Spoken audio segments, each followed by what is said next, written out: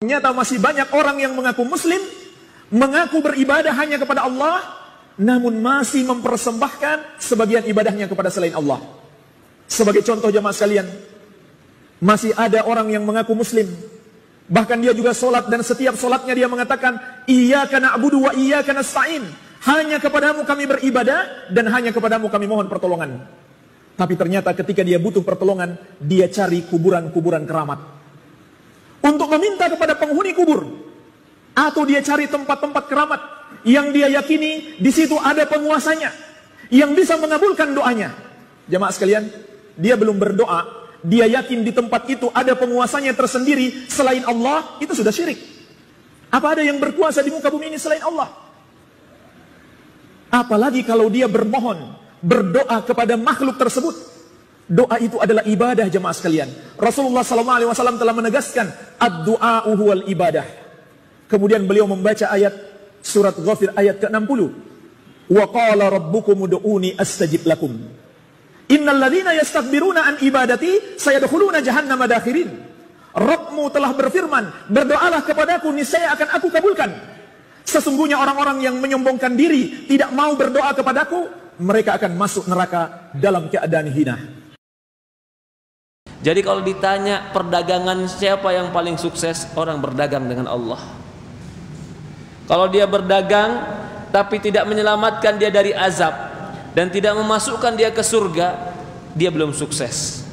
Walaupun mobilnya bagus, rumahnya bagus, hartanya banyak, pegawainya banyak, bisnisnya jalan, perusahaannya besar, tapi kalau tidak menyelamatkan dia dari azab Allah dan tidak memasukkan dia ke dalam surga, menurut versi Quran, belum fauz, belum sukses. Kesuksesan menurut versi Quran adalah orang yang selamat dari azab. Jadi kalau ada orang yang bisnis, lalu hartanya bertambah, mungkin juga kekayaannya bertambah, tapi ternyata mengantarkan dia ke dalam azab Allah, itu bukan kesuksesan, itu adalah kerugian, kebangkrutan. Saya sampaikan benar-benar hati-hati. Sebagian orang terlalu berani, misalnya menuduh Syekh Muhammad bin Abdul Wahhab rahimahullahu taala dengan tuduhan yang tidak. Wahabi itu tukang mengkafirkan, Wahabi tukang menghalalkan darah manusia, Wahabi tukang menyatakan orang di neraka jahanam. Hati-hati. Ucapan dia itu tidak hilang begitu saja, tercatat. Kalau seorang tahu jasanya Syekh Muhammad bin Abdul Wahhab, bagaimana Saudi sebelum berdiri kerajaan Arab Saudi. Di antara yang mendirikan kerajaan Arab Saudi, Syekh Muhammad bin Abdul Wahhab. Jadi Syekh Muhammad bin Abdul Wahhab yang dikatakan Wahabi itu kedudukannya seperti Tuanku Imam Bonjol atau Pangeran Diponegoro di tanah air. Pahlawan yang berjasa mendirikan kerajaan Arab Saudi. Kemudian menuduh Arab Saudi, Wahabi, orangnya kejam, suka tanya orang-orang umroh dan haji, apakah ketakutan kalau sampai di Arab Saudi? Tapi kalau menjelaskan ini syirik, ya harus jelaskan. Kalau ini bid'ah, harus dijelaskan. Tapi bukan berarti kemudian mengkafirkan, menumpahkan darah, itu tuduhan yang tidak. Sebagian orang terkena hasutan sebenarnya. Hati-hati kalau dia menuduh Syekh Abdul Wahhab, Syekh Abdul Wahhab adalah begini, sesat dan menyesatkan, tanduk syaitan dan macam-macamnya. Ingat, dia akan disidang oleh Allah pada hari kiamat. Saya khawatir pahalanya tidak cukup untuk ditransfer kepada Syekh Muhammad bin Abdul Wahhab rahimahullah taala.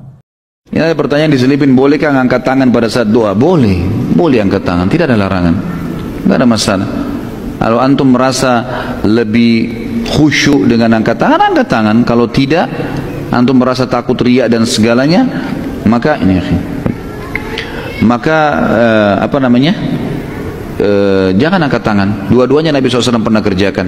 Kadang-kadang kalau ada sahabat mengatakan, ya Rasulullah doakan saya, Nabi SAW mendoakan langsung tanpa angkat tangan, atau memegang dada sahabat itu sambil mengatakan semoga Allah beginikan atau semoga Allah begitukan gitu ya. Nabi SAW doakan. Tapi ada juga hadis tentang angkat tangan, seperti misalnya hadis yang bunyi, dan ini pernah disebutkan oleh Syekh Abdul Razak dalam materi beliau masalah doa dan zikir gitu kan.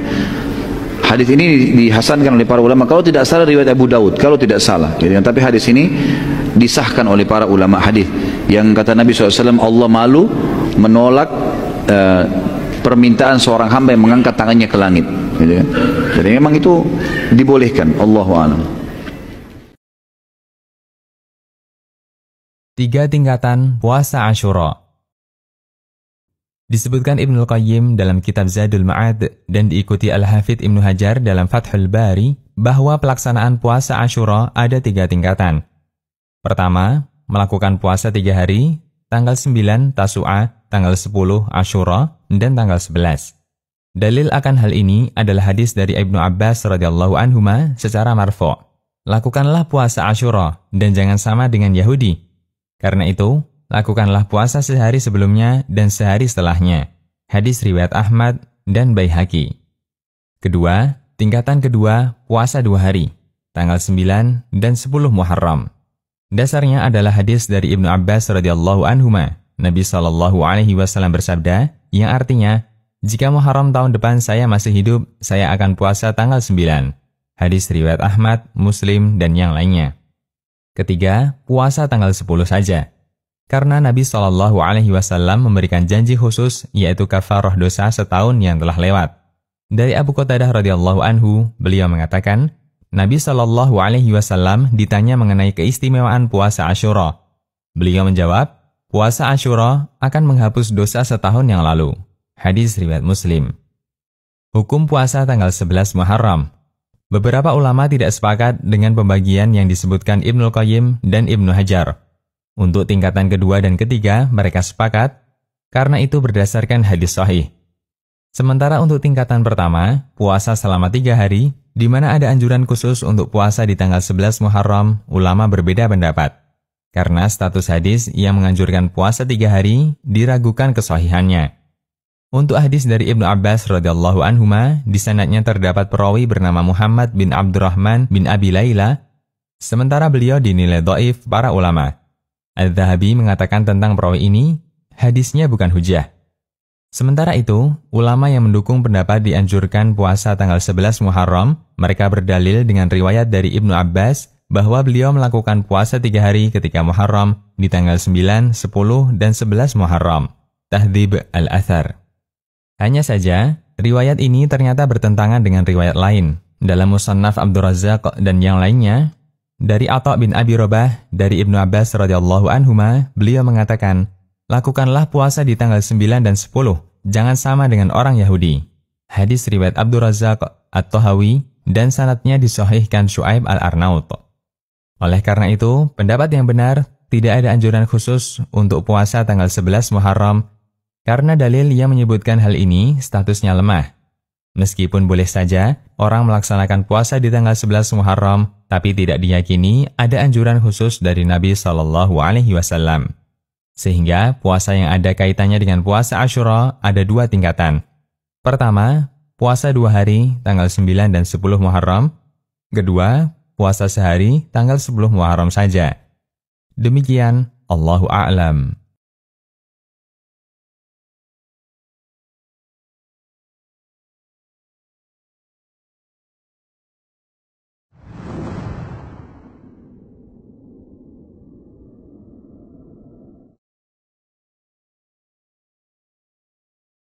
Hadiyun Nabi sallallahu alaihi wasallam indal iftar.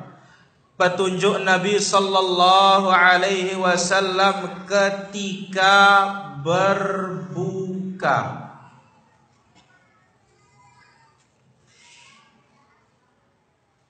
Wa kana an-nabiy sallallahu alaihi wasallam min hadihi an yaqula indal iftar. Petunjuk Nabi sallallahu alaihi wasallam dalam berbuka, Zahabal dhama'u wabtallatil uruq wa thabatal ajru insyaallah.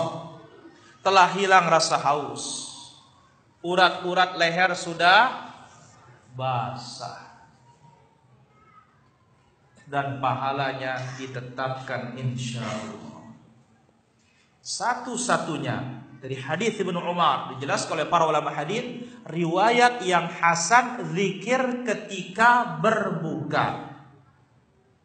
Yang dahulu sering kita baca apa? Allahumma laka sumtu wa bika amantu wa ala rizqika aftartu bi rahmatika ya arhamar rahimin. Bagus nih doanya para jemaah. Ya Allah, laka sumtu, karena engkau aku berpuasa. Wa bika amantu, aku beriman kepadamu ya Allah. Wa ala rizqika, dan dengan rezekimu aku berbuka. Tapi sayang, pakai apa? Pakai tembakau. Mercek. keltek. La ilaha illallah. Dengan kasih sayang wahai yang maha penyayang. Tetapi ini riwayat yang dhaif, riwayat lemah. Engkah pada kedua ya. Jangan dipakai lagi, pakai yang sahih, pakai yang hasan, yaitu yang tadi. Zahabal dhama'u wa batallatil 'uruq wa thabatal ajru insyaallah. Hafal semua? Siapa yang belum hafal jujur? Nah, terus angkat tangan, jangan malu-malu. Kita ini ilmu kita ilmu praktik, bukan ilmu teori. Siapa belum hafal? Angkat tangan. Oh, enggak banyak. Insyaallah ya nanti malam hafal. Nah, pertanyaan dibaca sebelum atau sesudahnya? Sesudahnya. Ya, kalau sudah masuk barulah zahabal dhama'u. Ya, ini supaya pintar semua para jamaah. Kita ini ngaji supaya pintar. Jangan ustaz aja pintar. Ya, karena apa? Ilmunya Nabi itu untuk ditularkan. Ya, ilmunya Nabi lah hadis-hadisnya nih. Sallallahu alaihi wasallam.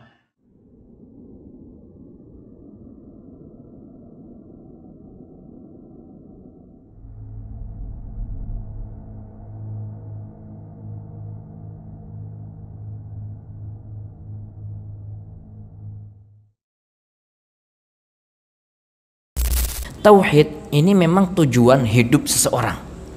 Artinya ketika seorang terjatuh kepada kesalahan, berbagai macam kesalahan, maka segala kesalahan itu tahta masyiatillah, di bawah kehendak Allah Azza wa Jalla. Kalau memang Allah ingin mengampuni maka akan diampuni, jika tidak akan dibersihkan. Tetapi yang penting tauhid inilah yang bisa menyelamatkan seorang dari kekal api neraka. Tidak ada musibah yang lebih besar dari dicabutnya nikmat hidayah. Na'udzubillah min dzalik. Ketika seorang sudah masuk neraka, kemudian gak memiliki keimanan sedikit pun, gak ada tauhid, kekal di neraka, gak selamat. Meskipun dia orang yang baik di dunia, baik, orang memujinya, kebaikan itu akan dirasakan. Kapan? Ketika di dunia orang berbuat baik, maka dia akan mendapatkan kebaikan dari orang lain. Tetapi ketika dia tidak bisa mengesahkan Allah Azza wa Jalla, di akhirat tidak ada pilihan kecuali neraka. Na'udzubillah min dzalik. Kapan kita mulai sering menampakkan amal soleh kita, lama-lama ketagihan. Ketagihan selalu menampakkan amal soleh. Sebaliknya, kalau kita terbiasa, kalau antum terbiasa menyembunyikan amal soleh, antum akan ketagihan menyembunyikan amal soleh. Terserah pilih mana, ketagihan yang mana. Ketagihan publish amal soleh atau ketagihan menyembunyikan amal soleh. Dua-duanya menimbulkan ketagihan. Dua-duanya menimbulkan apa? Ketagihan. Dan kita tahu maksiat akan mendatangkan maksiat yang lain, kebaikan akan menyuruh kebaikan yang lain. Orang kalau sudah terbiasa mempublish amal soleh, semua apa saja pengen dia publish. Semua apa saja pengen dia publish. Datang syaitan mengatakan, enggak, kau pamer itu agar memotivasi orang lain. Masya Allah. Baik. Mudah-mudahan dalam rangka motivasi orang lain. Tapi kalau sebisa mungkin jangan kau jadi aktornya, lebih baik. Kalau sebisa mungkin jangan kau jadi aktornya, kau sebutkan saja ulama, kau sebutkan saja para salaf, lebih aman daripada engkau menjadikan dirimu sebagai apa? Aktor. Repot atau tidak?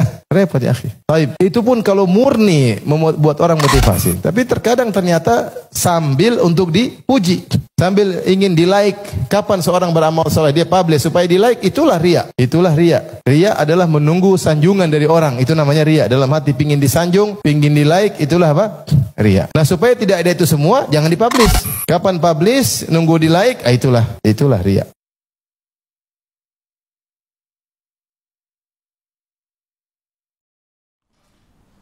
Alhamdulillah wassalatu wassalamu ala Rasulillah. Allahumma salli wa sallim wa barik nabiyina Muhammadin wa ala alihi wasahbihi ajma'in.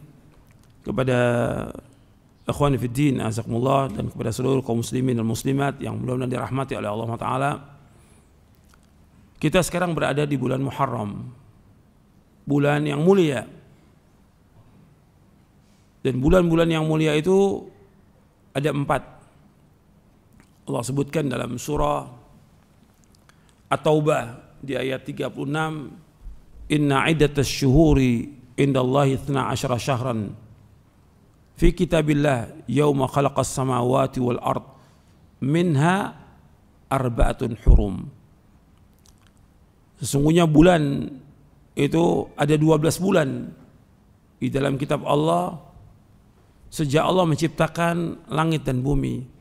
Padanya ada 4 bulan yang dimuliakan oleh Allah.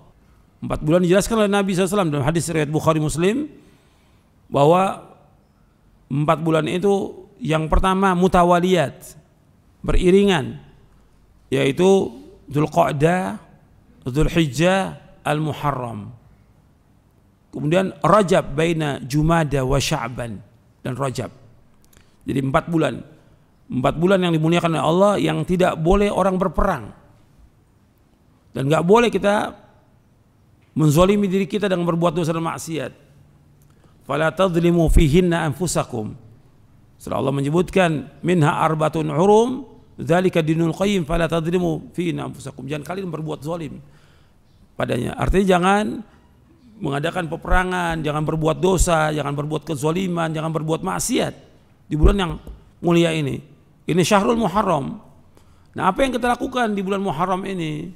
Nabi bersabda sallallahu alaihi wasallam dalam hadis yang diriwayatkan oleh Imam Ahmad, Muslim, Abu Dawud, Tirmidzi dan yang lainnya dari sahabat Abu Hurairah radhiyallahu an, Nabi bersabda sallallahu alaihi wasallam, afdhalus siyami ba'da Ramadan syahrullahil muharram wa afdhalus salati ba'da al-faridati salatul lail.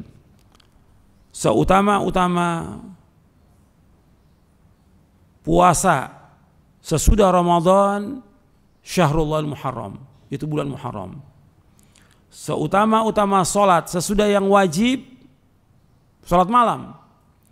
Jadi puasa yang utama sesudah bulan Ramadan, bulan Muharram. Seutama-utama salat yang wajib yang 5 waktu, salat malam. Maka kita berusaha untuk mengerjakan ini. Bulan Muharram disunahkan kita melakukan puasa, bisa kita lakukan puasa pada hari Senin dan Kamis. Biasa puasa tanggal 13, 14, 15. Tapi yang utama yaitu tanggal 9 dan 10 Muharram.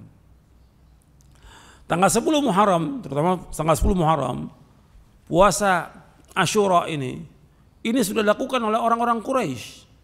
Sebagaimana diriwayatkan oleh Aisyah radhiyallahu anha, yang diriwayatkan oleh Imam Bukhari Muslim, kana Asyura yasumu Quraisyun fil jahiliyah. Asyura itu biasa dilakukan puasa oleh orang Quraisy pada zaman jahiliyah. Kemudian ketika Nabi hijrah ke Madinah, orang Yahudi juga mengadakan puasa. Orang Yahudi mengadakan puasa. Ditanya, kenapa kalian berpuasa? Yaitu untuk menghormati diselamatkannya Nabi Musa dari kejaran Fir'aun.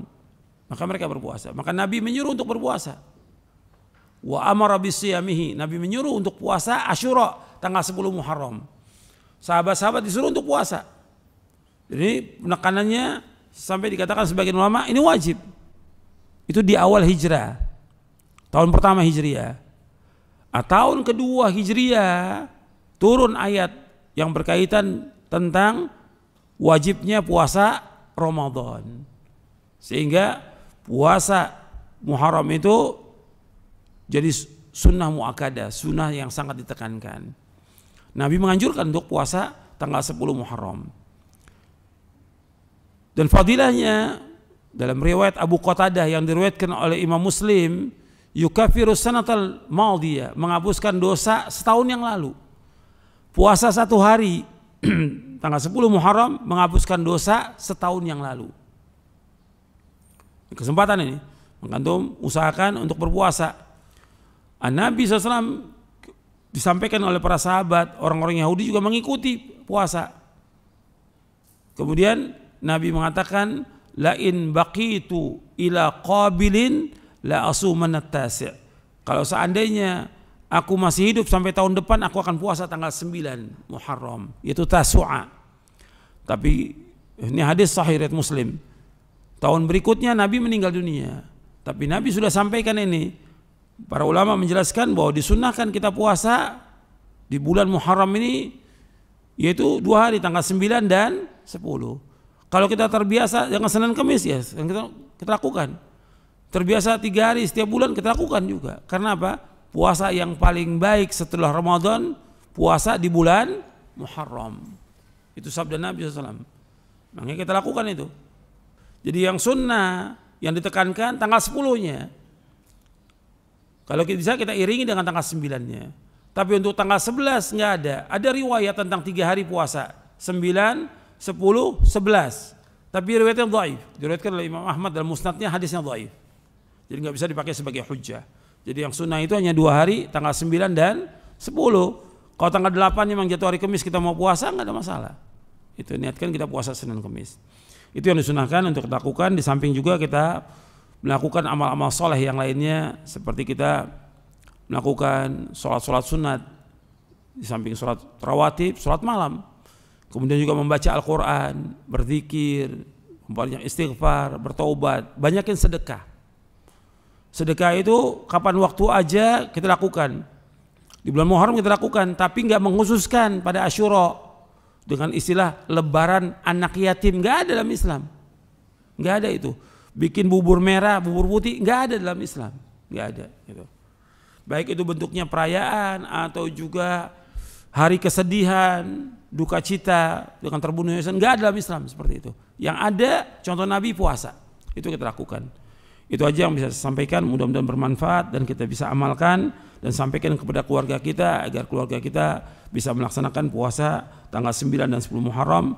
Mudah-mudahan Allah mudahkan semua urusan kita. Wassalamualaikum Muhammadin sallallahu alaihi wasallam, subhanakallah bihamdik, asyhadu an la ilaha illa anta astaghfiruka wa atubu ilaik. Assalamualaikum warahmatullahi wabarakatuh.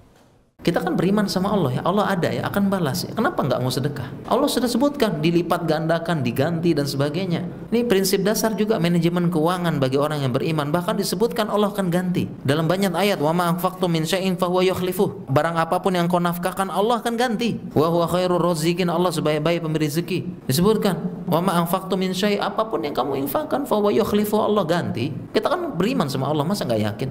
Masa nggak sedekah gitu ya? Bahkan disebutkan dalam yang lain, mayyuqidullaha qardan hasanah. Barang siapa yang meminjamkan kepada Allah pinjaman yang baik. Yang dimaksud meminjamkan itu maksudnya Allah akan ganti yang lebih baik.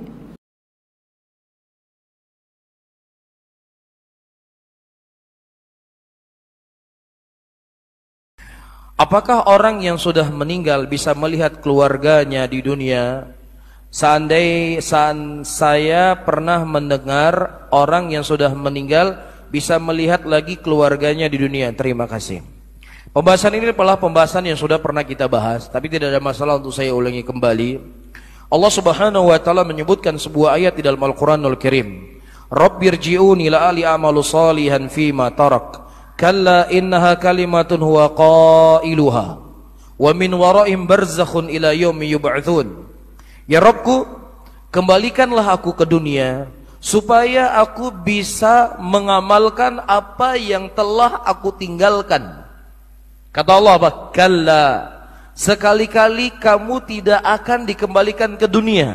Itu hanya sekedar omongan kalian saja. Dan di balik ini, kata Allah, akan ada hari kebangkitan.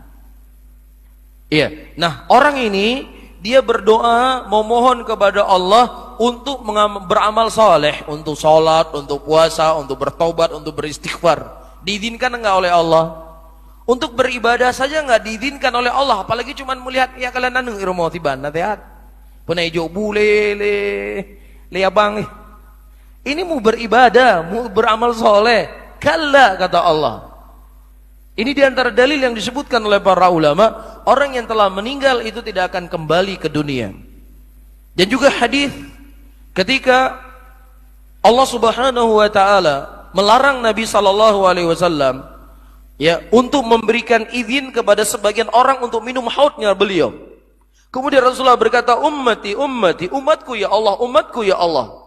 Kemudian kata Allah Subhanahu wa taala dalam hadis tersebut, innaka la tadri ma ahdatsu ba'dak. Sesungguhnya engkau ya Muhammad tidak mengetahui apa yang terjadi setelah meninggalnya engkau. Kalau seandainya ada orang yang hidup, tentunya Nabi SAW adalah orang yang paling berhak untuk apa? Untuk hadir di tengah-tengah umatnya. Kan begitu. Jadi kalau ada orang mengaku Rasulullah SAW hadir ketika kita memperingati acara maulid, hadir di majelis kita, bahkan dia dengan dramanya, dia berdiri, kemudian matanya seakan-akan melihat datangnya Nabi Muhammad SAW. Demikianlah orang-orang yang minim dengan dalil. Ya, hanya cerita khurafat yang dia sebarkan di tengah umat Islam. Karena itu yang dia punya. Adapun Ahlus Sunnah, ya, nggak perlu cerita-cerita ini mereka ombarkan di tengah umat Islam, tapi yang mereka ajarkan umat Islam adalah apa yang datang dari Allah, apa yang datang dari Rasul. Ya, Nabi kita Nabi Muhammad sallallahu alaihi wasallam, hadisnya begitu jelas, innaka la tadri ma ahdatsu ba'dak. Sesungguhnya engkau tidak mengetahui apa yang terjadi setelah meninggalnya engkau. Nah, kalau seandainya ada Pak Ustadz bapak saya foto ada CCTV-nya, betul bapak saya. Ya, maka tentunya ayat Al-Quran itu lebih dikedepankan daripada ucapan kamu. Dan bisa saja itu syaitan yang menjelma mirip dengan bapakmu dan mirip dengan ibumu atau mirip dengan siapapun. Disebutkan dalam sebuah hadis, di antara kelebihan yang Allah berikan kepada Dajjal, yang dengannya Dajjal akan menyesatkan kebanyakan manusia di muka bumi ini, dia bisa menyerupai seseorang yang mirip dengan ibu dan bapaknya. Ya, kemudian orang yang mirip dengan ibu bapaknya tadi berkata, "Wahai anakku, sesungguhnya ini Tuhanmu, si Dajjal ini Tuhanmu, sembahlah dia." Jadi ini merupakan permainan syaitan para hadirin yang dimuliakan oleh Allah. Jadi hati-hati. Ya, jadi dua kemungkinan, seseorang ketika dia berada dalam kubur, bisa saja kuburnya itu merupakan lubang dari lubang neraka, maka dia tersibukkan dengan azab yang Allah berikan dalam kuburnya. Atau kubur itu menjadi taman dari taman surga, maka dia menikmati apa yang telah Allah berikan di dalam kuburnya tersebut. Jadi nggak sempat ziarahin antum gemari. Bisa difahami? Taib. Nabi SAW menjanjikan siapa yang sholat duha 4 rakaat, kata Nabi SAW dalam hadis, Allah berfirman, "Hai anak Adam, ruku untukku 4 rakaat di awal pagi." Maksudnya 4 rakaat ini duha. Maka aku akan penuhi hajatmu pada hari itu. Apa saja yang kau mau, saya akan penuhi, kata Allah. Itu saja. Baik, boleh nggak saya sholat supaya hajat saya dipenuhi? Duha 4 rakaat. Bukan cuma boleh, memang harus begitu. Karena kita beribadah mengejar apa yang Allah janjikan.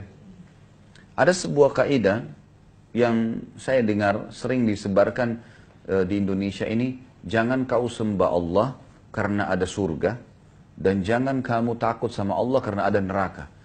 Ini secara zahirnya seakan-akan benar, padahal ini salah ini. Yang suruh kita mengejar surga siapa? Allah. Wajar seseorang mengejarnya. Makanya Allah mengatakan dalam Al-Quran surah Al-Imran 133, A'udzu billahi minasyaitonir rajim, wasari'u ila maghfiratin min rabbikum wa jannatin arduha as-samawati wal ardu iddat lil muttaqin. Berlumba-lumbalah kalian, bersegeralah kalian dalam bertobat kepada Tuhan kalian dan kejar surga itu. Yang surga itu seluas langit dan bumi. Kenapa para sahabat pada saat pergi berperang mau mati syahid dibunuh oleh musuh? Karena mau masuk surga. Wajar, dia jadikan itu sebagai motivatornya. Dan memang harusnya begitu. Dan harus kita yakin itu benar. Udah selesai. Saya udah kerjain, sekarang saya kerjain sholat. Setelah saya sholat, saya sudah penuhi semua syaratnya, wudu benar, tutup aurat benar, selamat dari najis, sudah masuk waktu, jumlah rakaatnya benar, bacaannya benar, yakin sudah diterima.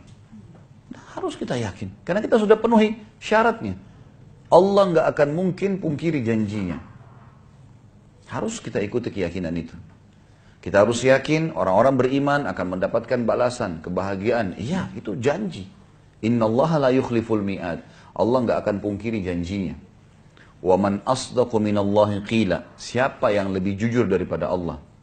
Dalam ayat lain, walan tajida li sunnatillahi tabdila. Kalian tidak akan pernah mendapatkan di sistem yang Allah buat perubahan. Nggak ada. Hukum puasa tanggal 11 Muharram. Sebagian ulama berpendapat dianjurkan melaksanakan puasa tanggal 11 Muharram setelah puasa Asyura. Pendapat ini berdasarkan hadis, puasalah hari Asyura dan jangan sama dengan model orang Yahudi. Puasalah sehari sebelumnya atau sehari setelahnya.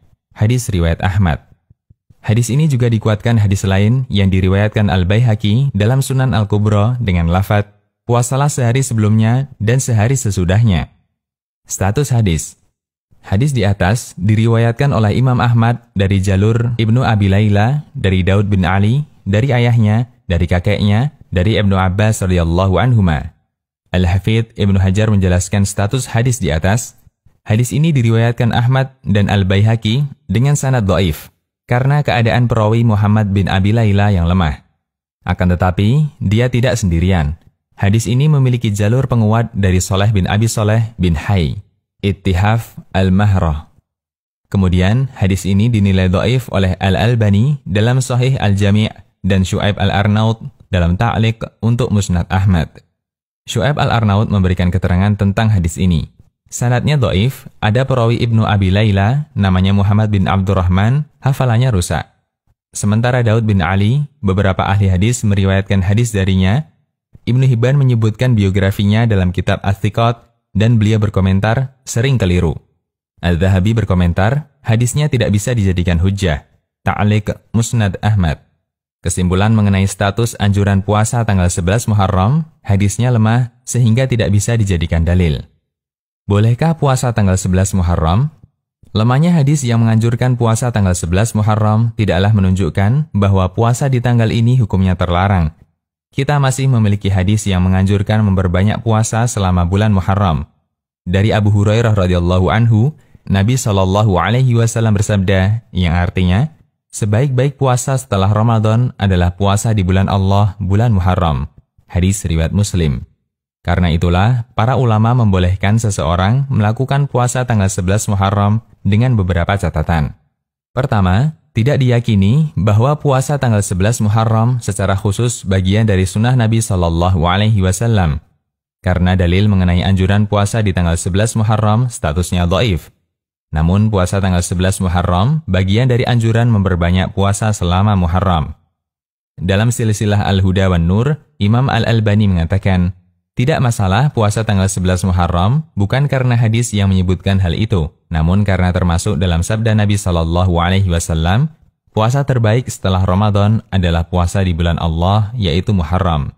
Kedua, sebagian ulama menganjurkan puasa tanggal 11 Muharram jika terjadi keraguan mengenai awal Muharram, tidak jelas kapan tanggal 1 dimulai. Ibnu Qudamah menukil keterangan dari Imam Ahmad. Imam Ahmad mengatakan, jika seseorang tidak yakin dengan awal bulan, maka hendaknya dia puasa 3 hari. Dia lakukan itu agar lebih yakin bahwa dia telah berpuasa tanggal 9 dan 10 Dzulhijjah. Al-Mughni. Dan semacam ini yang dilakukan oleh Ibnu Abbas radhiyallahu anhuma ketika beliau ragu dengan awal masuknya Muharram.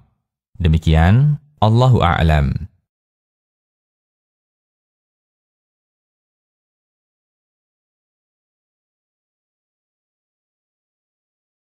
Berusahalah untuk meluangkan waktu mengerjakan sholat duha, terutama ketika umat manusia sedang lalai dan sibuk dengan dunia mereka. Ingat, waktu duha itu, pertama kali waktu duha itu adalah ketika matahari sudah terbit seukuran 1 tombak, yang kita sebut dengan istilah syuruk. Maka sholat 2 rakaat ketika itu mau disebut sholat sunat syuruk, boleh. Atau disebut sholat duha di awal waktu juga benar. Itu awal waktu sholat duha. Terus panjang waktunya sampai beberapa saat sebelum masuk waktu zuhur. Atau sebelum matahari berada tepat di atas kita, di tengah-tengah atas kita. Itu waktu duha, ya, sangat panjang. Namun ada waktu duha yang paling afdolnya. Kapan? Di waktu yang Nabi istilahkan dengan waktu sholatnya al-awwabin. Waktu sholatnya orang-orang yang bertobat, yang selalu kembali kepada Allah subhanahu wa ta'ala. Disebutkan hadisnya oleh Ibnu Hibban dari Zaid bin Arqam. Kata Nabi, sholatul awwabin hina tarmadul fisal. Sholatnya orang-orang awwabin yang selalu taubat, yang selalu kembali kepada Allah, orang-orang soleh itu adalah di waktu ketika anak-anak unta mulai kepanasan karena cahaya matahari yang mengenai mereka. Waktu duha yang paling afdolnya di situ. Itu waktu sholatnya awwabin, orang-orang awwabin. Kalau diperkirakan, katakanlah sekarang subuhnya jam berapa? 4:30. Berarti waktu ketika anak-anak unta mulai kepanasan karena terik matahari itu sekitar jam 8-an mungkin, atau 8:30, kurang lebih. Untuk pasnya antum cari dulu ya, anak unta itu. Nah, kalau sudah mulai kepanasan baru antum tahu yang pasnya. Barakallahu fiikum.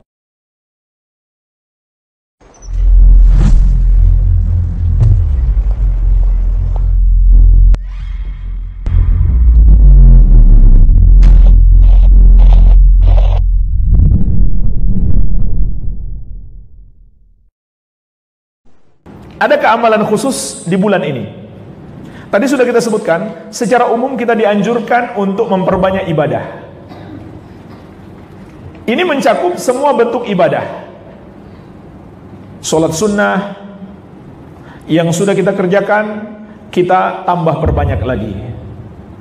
Yang belum kita kerjakan. Baca Al-Quran, berzikir, berbakti kepada orang tua, berbuat baik kepada tetangga, menuntut ilmu, berdakwah, amar ma'ruf nahi mungkar, dan seterusnya. Ini ditingkatkan karena ini bulan haram, pahala lebih besar. Manfaatkan kesempatan. Iya. Tapi ada keamalan yang dikhususkan. Kalau umum artinya berlaku umum. Di bulan ini dan bulan lain ya sama saja. Hanya saja di bulan ini lebih dianjurkan untuk ditingkatkan, tapi bentuknya sama. Tapi ada keamalan khusus. Jawabannya ada, hanya satu, yaitu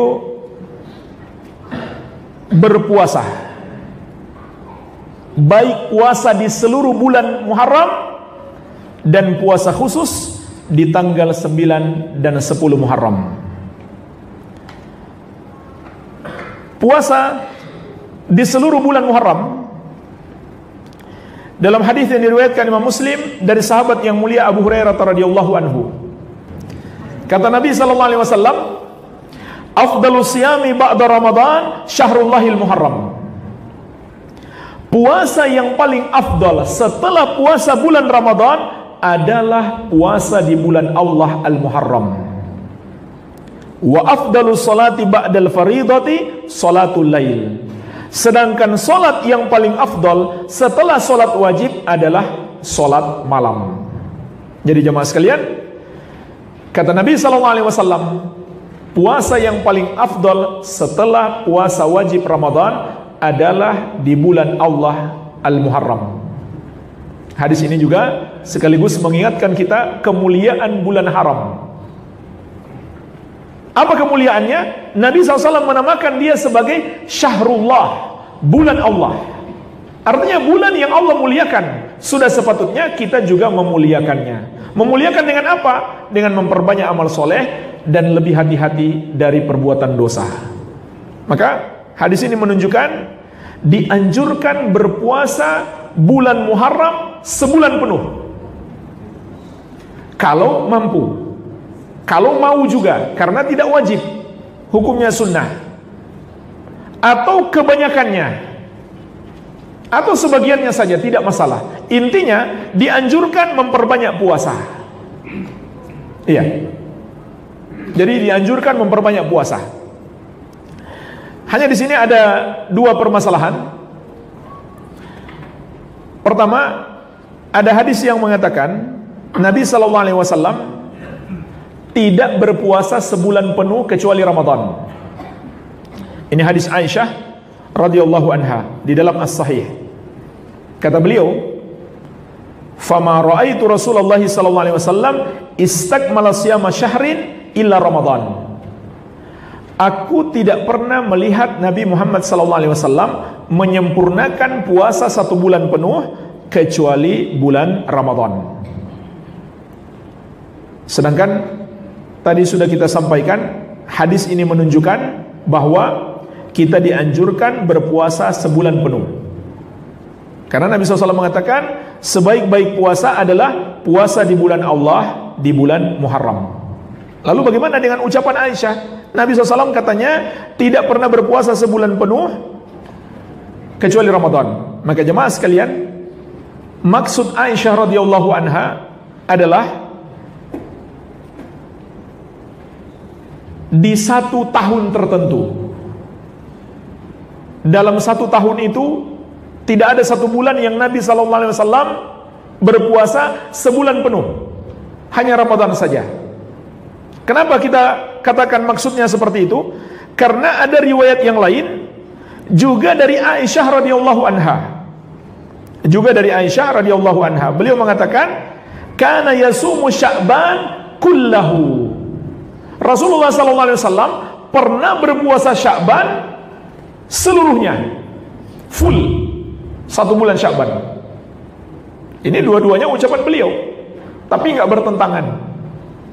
Maksudnya di bulan lain beliau di 1 tahun tertentu beliau hanya puasa Ramadan yang full 1 bulan, tapi di tahun yang lain beliau juga berpuasa Sya'ban selama 1 bulan.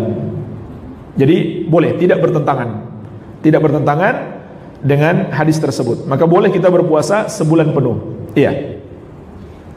Kemudian permasalahan yang kedua, Aisyah juga mengatakan, "Wa ma ra'aituhu aktsara siyaman minhu fi Sya'ban." Aku tidak pernah melihat Nabi Muhammad SAW lebih banyak berpuasa melebihi Sya'ban, melebihi bulan Sya'ban. Kenapa enggak Muharram? Padahal beliau sendiri mengatakan waktu terbaik atau puasa terbaik setelah puasa wajib adalah puasa di bulan Muharram. Tapi kenapa Nabi SAW malah lebih banyak puasa di bulan Sya'ban? Maka Imam Nawawi rahimahullah menyebutkan 2 jawaban. Jawaban yang pertama, bisa jadi Allah baru memberitahukan kepada Nabi Muhammad SAW bahwa puasa di bulan Muharram itu lebih mulia di akhir hayat beliau, sehingga beliau tidak sempat memperbanyak puasa. Iya. Dan jawaban yang kedua, kata beliau, bisa jadi juga di bulan Muharram kebetulan Nabi Muhammad SAW memiliki uzur, apakah karena sakit atau safar atau kesibukan-kesibukan lain yang menghalangi beliau untuk memperbanyak puasa. Iya. Jadi intinya lebih afdal memperbanyak puasa di bulan Muharram dibandingkan bulan-bulan yang lain. Bahkan Nabi SAW menamakan bulan ini agar kita memperbanyak puasa, beliau namakan dengan Syahrullah, bulan Allah, menunjukkan kemuliaan bulan Muharram. Iya. Kemudian jemaah sekalian, lebih ditekankan lagi di tanggal 9 dan 10 Muharram. Tanggal 9 itu istilahnya puasa Tasu'a, hari ke-9, puasa ke-10 adalah Asyura.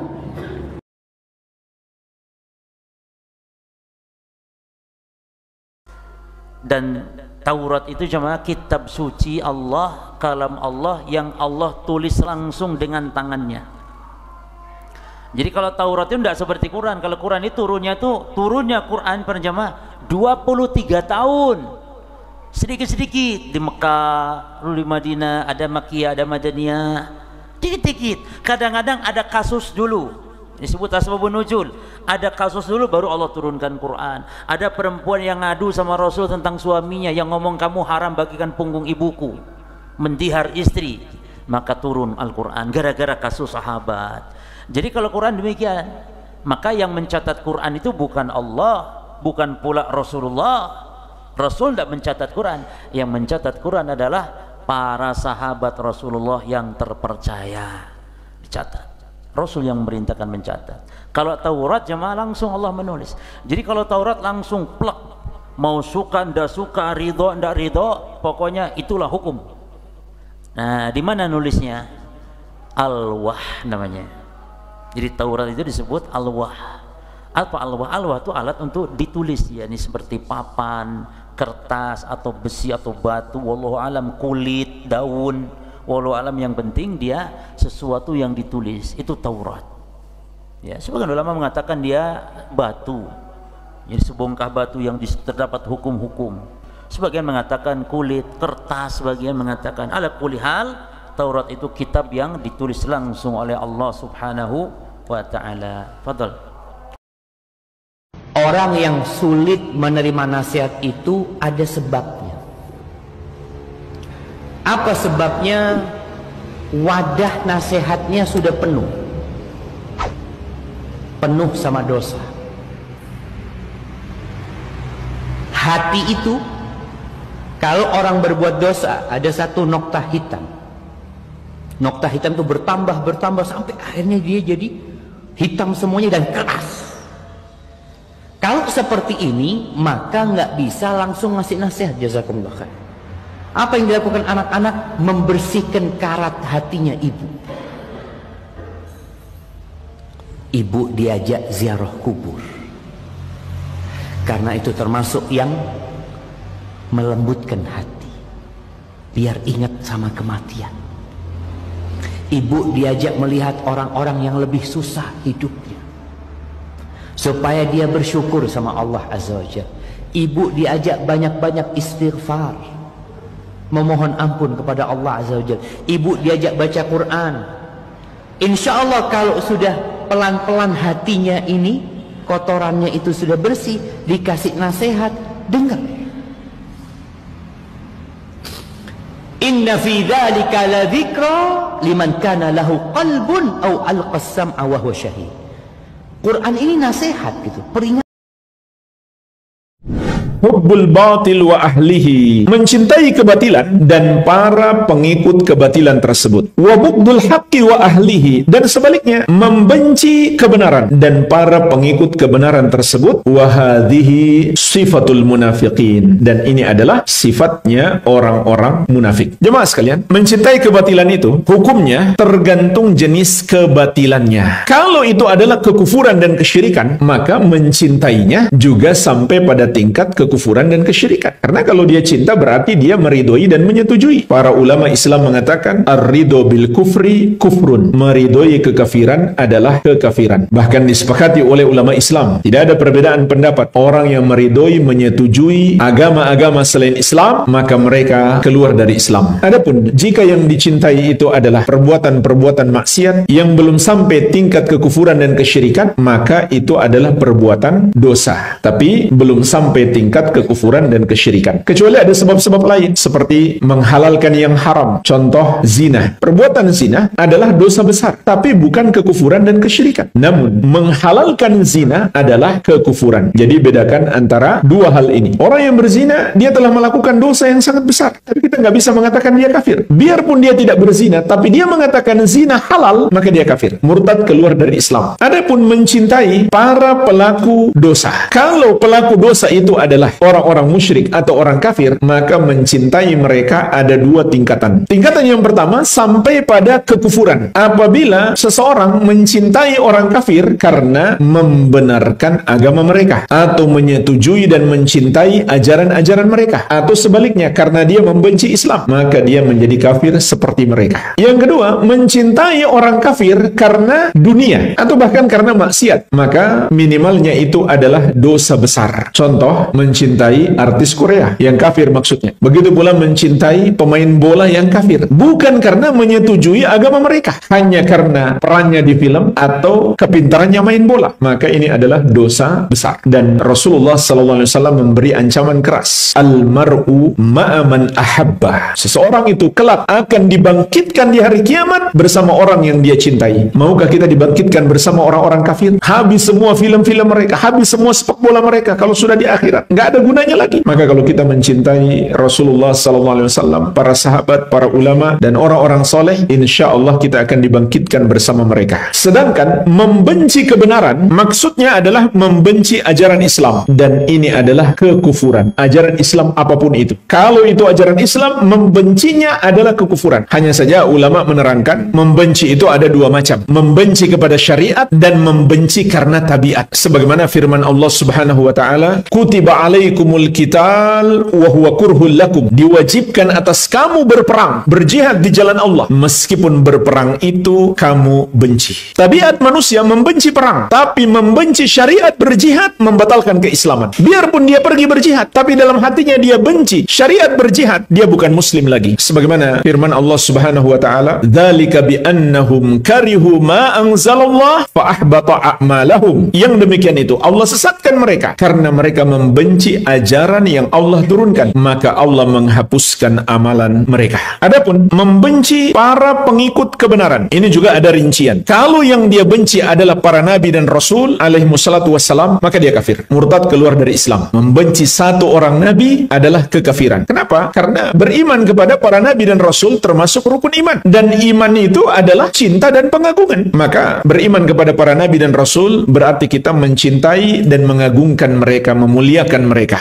Oleh karena itu, membenci atau merendahkan salah satu nabi dan rasul, sepakat ulama, termasuk pembatal keislaman. Biarpun bukan Nabi Muhammad SAW, apalagi beliau. Kemudian, jika yang dia benci adalah para sahabat Nabi Muhammad SAW, ini juga termasuk kekafiran. Dan ulama dahulu mengkafirkan Syiah karena sebab ini. Imam Malik rahimahullah berdalil dengan firman Allah Subhanahu wa taala tentang para sahabat dalam Al-Qur'an, liyaghidha bihimul kuffar. Allah jadikan para sahabat itu agar orang-orang kafir membenci mereka. Oleh karena itu, para ulama Islam mengkafirkan orang-orang Syiah, di antara sebabnya karena mereka membenci para sahabat Nabi Muhammad SAW. Jadi membenci para sahabat Nabi SAW adalah kekafiran. Terlebih lagi dia sudah membaca ayat-ayat dan hadis tentang cinta Allah dan Rasulnya kepada para sahabat. Berarti sengaja dia menentang Allah dan Rasulnya kalau dia membenci para sahabat. Kemudian yang ketiga, membenci orang-orang soleh yang datang setelah para sahabat. Maka di sini ada perincian. Kalau yang dibenci adalah amalan mereka atau ajaran Islam yang mereka ajarkan, maka ini kembali kepada kebencian terhadap kebenaran, kebencian terhadap Islam. Ini pembatal keislaman. Tapi kalau yang dibenci hanyalah pribadi orang soleh tersebut, maka ini adalah dosa besar, namun belum sampai membatalkan keislaman. Dan Allah mengumumkan perang terhadap pelakunya. Man adali waliyan faqad adzantuhu bil harb. Barang siapa memusuhi waliku, aku umumkan perang terhadapnya. Ini jamaah sekalian rincian. Mencintai kebatilan dan pengikutnya, membenci kebenaran dan pengikutnya. Ada yang sampai tingkat kekufuran, ada yang dosa besar. Al-Amwah menemani ibadahmu juga hijrahmu.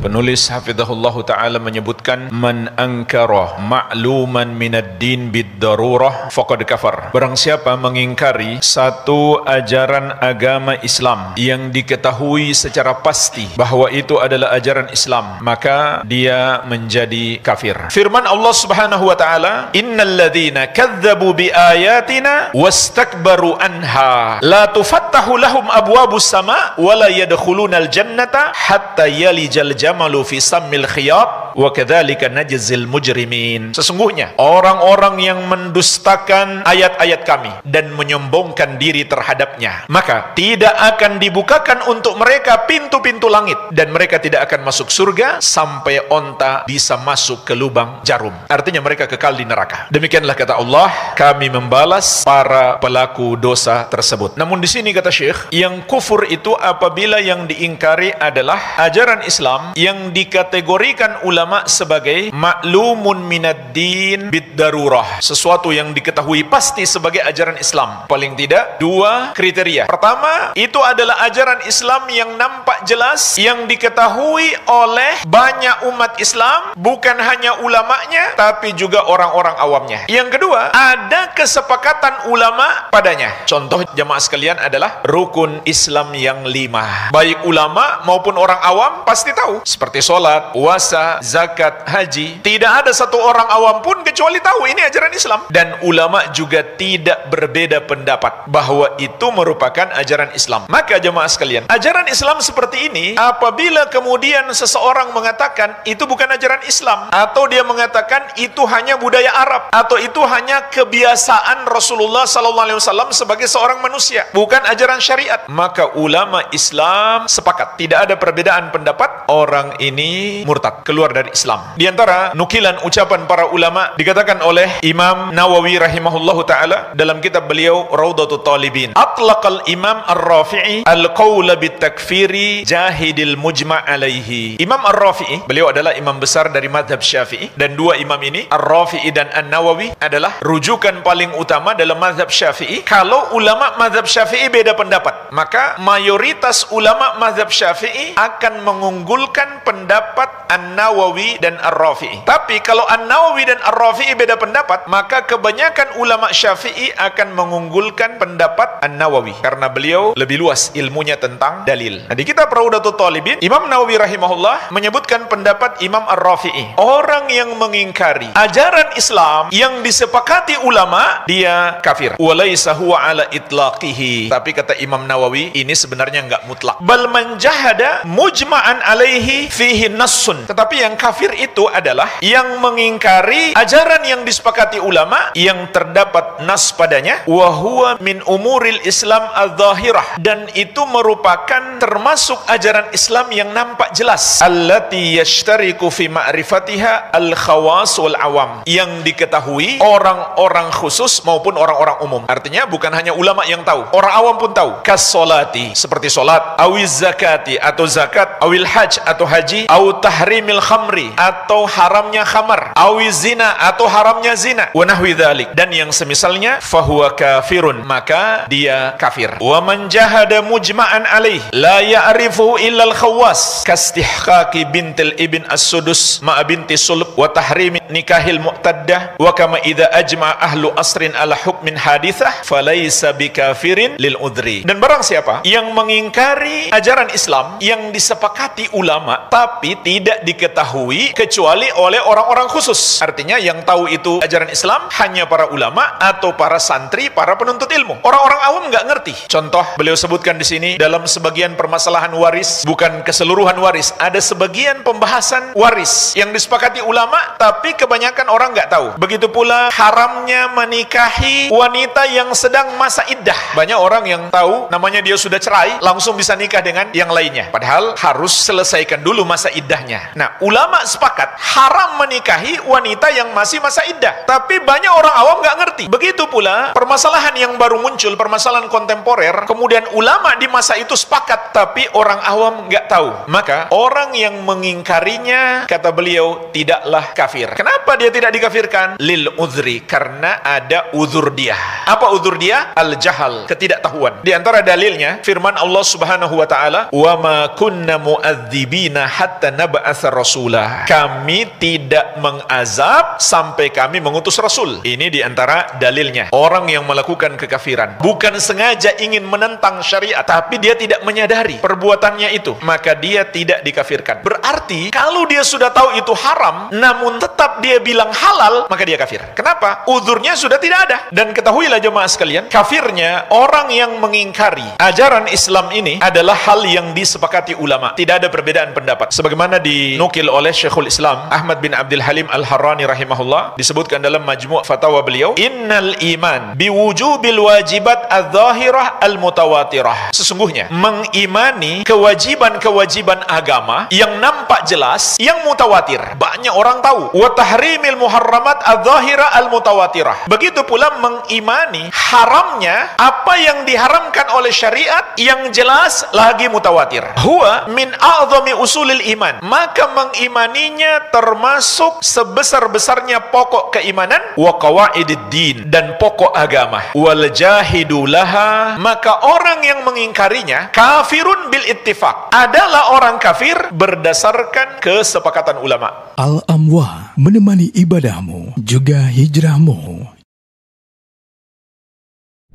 Orang yang Allah sesatkan adalah orang yang Allah jadikan hatinya benci terhadap ajaran Islam dan memandang buruk terhadap ajaran Islam. Adapun orang yang Allah berikan hidayah, Allah jadikan hatinya cinta terhadap Islam, selalu memandang baik terhadap ajaran Islam, dan dia pun memandang buruk terhadap semua yang bertentangan dengan ajaran Islam. Ingatlah jemaah sekalian, ini termasuk hidayah yang Allah berikan kepada seorang hamba. Dia mencintai ajaran Islam dan dia memandang baik ajaran Islam, dan dia membenci serta memandang buruk semua yang bertentangan dengan ajaran Islam. Sebagaimana Allah tegaskan, "Walakinnallaha habbaba ilaikumul iman wa zayyanahu fi qulubikum wa karraha ilaikumul kufra wal fusuqa wal isyan ulaika humur rasyidun." Akan tetapi Allah yang menjadikan hati-hati kalian cinta kepada keimanan dan menghiasinya di hati-hati kalian, yaitu menjadikan hati kalian memandang baik semua amalan-amalan keimanan, semua amalan-amalan Islam. Wa qarraha ilaikumul kufra wal fusuqa wal isyan, dan Allah yang menjadikan hati-hati kalian benci kepada kekafiran, kefasikan, dosa-dosa besar dan semua kemaksiatan. Ulaika humur rasyidun, mereka yang mencintai keimanan dan memandang baik amalan-amalan keimanan dan membenci kekufuran, dosa-dosa dan kemaksiatan dan memandang itu adalah buruk. Ulaika humur rasyidun, mereka itulah orang-orang yang mendapatkan hidayah. Maka jemaah sekalian, setiap kita hendaklah bermuhasabah, mengoreksi diri kita. Apakah masih ada ajaran, perbuatan manusia, ucapan manusia yang bertentangan dengan ajaran Islam yang kita setujui, yang kita sepakati, yang kita dukung, yang kita cintai? Itu adalah tanda-tanda kita tidak mendapatkan hidayah. Atau sebaliknya, adakah ajaran-ajaran Islam yang kita tidak suka, atau kita merasa ada ajaran Islam ini yang menyempitkan hidup kita, membuat kita susah? Ini adalah sebuah bahaya besar, karena itu tanda hidayah akan tercabut dari kita, atau bahkan kita belum mendapatkan hidayah sama sekali. Maka jemaah sekalian, hendaklah kita cintai semua ajaran-ajaran Islam, walaupun mungkin ada sebagian ajaran Islam yang belum mampu kita amalkan karena lemahnya iman kita. Begitu pula kita harus benci, kita harus berusaha menjauhi semua yang bertentangan dengan ajaran Islam. Jangan malah kita dukung, jangan malah kita kampanyekan. Tanda-tanda orang-orang yang mendapatkan hidayah, dia cintai apa yang Allah cintai dan dia benci apa yang Allah benci. Semoga kita semuanya termasuk orang-orang yang mendapatkan hidayah. Wabillahi taufiq.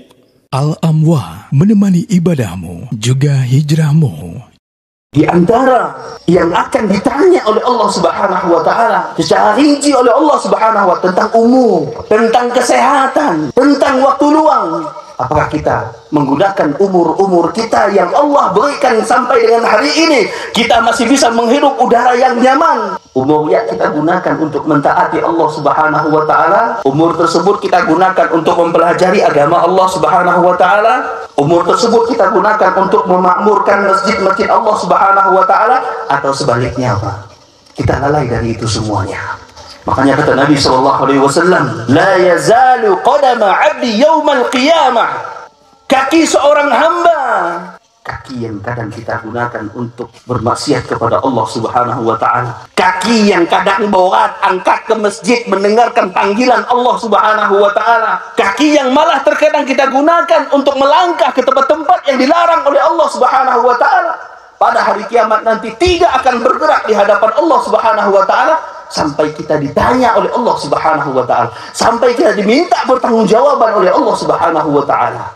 La yazalu qadamu 'abdi yaumal qiyamah hatta yus'alu 'anil arba'ah. Tidak akan bergerak kaki kita pada hari kiamat di padang mahsyar sampai kita ditanya tentang 4. Di antara yang ditanya oleh Allah Subhanahu wa taala, an umrihi fima afna. Tentang umur yang Allah borek dengan 2 tempat sampai dengan hari itu sudah kita gunakan untuk ibadah kepada Allah Subhanahu wa taala, sudah kita gunakan untuk mempelajari agama Allah Subhanahu wa taala, atau sebaliknya kita lalai dari itu semuanya.